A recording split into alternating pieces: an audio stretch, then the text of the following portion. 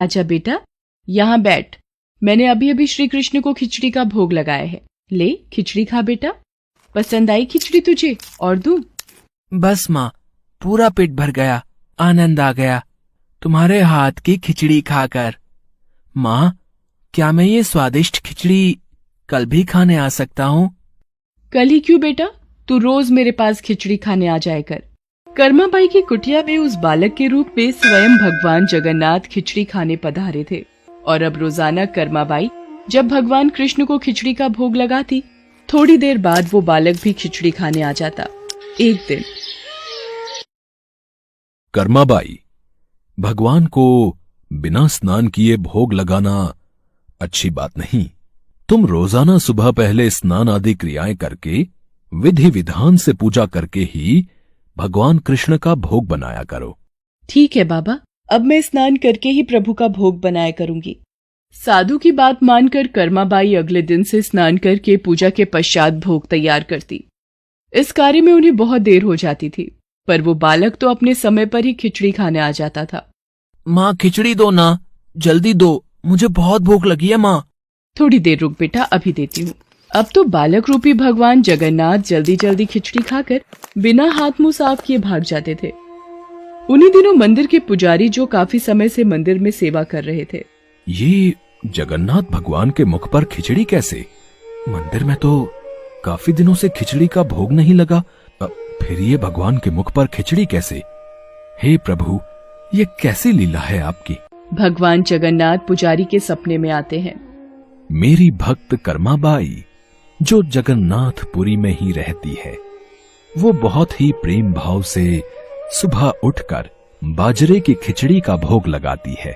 मैं रोजाना सुबह जल्दी उठकर कर्माबाई की खिचड़ी खाने जाता हूँ। मुझे कर्माबाई के हाथ की खिचड़ी बहुत पसंद है। पर एक साधु ने उसके पास आकर सुबह स्नान और पूजा के बाद विधि विधान से भोग लगाने का बोल दिया है। अब कर्माबाई स्नान और पूजा के बाद भोग लगाकर मुझे खिचड़ी देती हैं। इन सब कार्यों में बहुत देर लग जाती है। मुझे बहुत तेज भूख लगती है। भक्तगण मेरा इंतजार कर रहे होते हैं, इसलिए जल्दी जल्दी खिचड़ी खाकर मैं बिना मुंह हाथ धोए वापस लौट आता हूँ। भगवान जगन्नाथ की अद्भुत बातों को स्वप्न में सुनकर पुरोहित जी हर जगह उस साधु की खोज करवाते हैं और उसे बुलाकर सारी बात बताते हैं।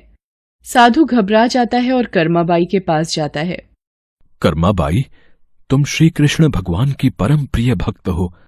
तुम्हारे लिए किसी नियम नीति की कोई आवश्यकता नहीं। तुम अपने अनूठे प्रेम से जिस प्रकार सुबह जल्दी उठकर भोजन बनाती थीं, वैसे ही बनाकर भगवान का भोग लगाया करो। ठीक है साधु बाबा, अब मैं पहले की तरह ही सुबह जल्दी भोग बनाया करूंगी।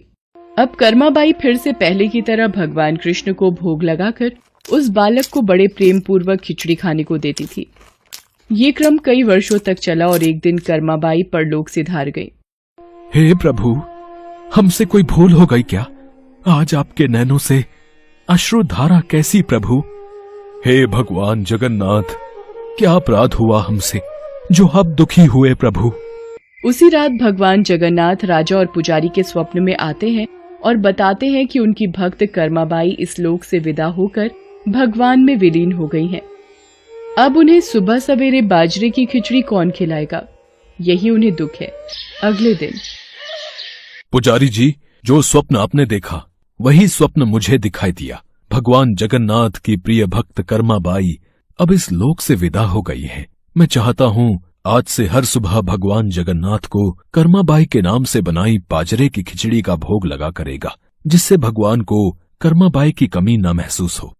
जी महाराज, अब से ऐसा ही होगा। उस दिन के बाद से कहते हैं कि भगवान जगन्नाथ को हर सुबह बाजरे की खिचड़ी का भोग लगाया जाता है। कर्माबाई के नाम की बाजरे की खिचड़ी के भोग से आज भी इस प्रथा को निभाया जा रहा है।